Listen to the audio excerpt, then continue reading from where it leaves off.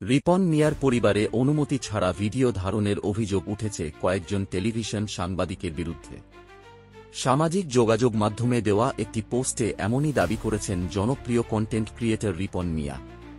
তিনি জানান, 2016 সাল থেকে মানুষের ভালোবাসা ও সমর্থন নিয়ে তিনি কন্টেন্ট তৈরি করে আসছেন।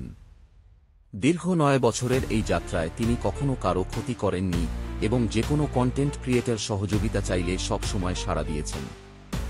রিপন মিয়ার অভিযোগ, সময়ের সঙ্গে জনপ্রিয়তা বাড়তে শুরু করলে তাকে বিভিন্নভাবে হয়রানির চেষ্টা করা হয়।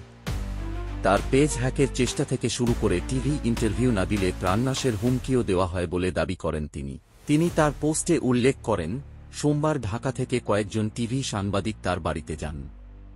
তারা কারও অনুমতি না নিয়ে তার পরিবারকে ভিডিও করেন এবং দূর থেকে ক্যামেরা রেখে উল্টাপাল্টা প্রশ্ন করতে থাকেন।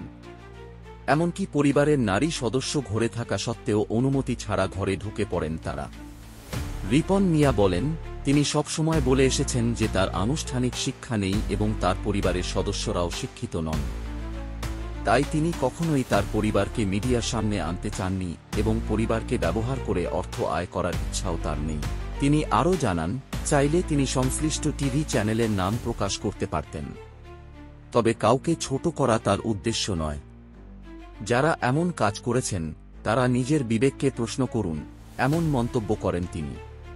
পোস্টের শেষে সবার কাছে দোয়া চেয়ে রিপন মিয়া বলেন, এভাবে অর্থ উপার্জন করে যদি কেউ নিজের পরিবার চালান তবে তাদের বিবেক জাগ্রত হওয়া উচিত।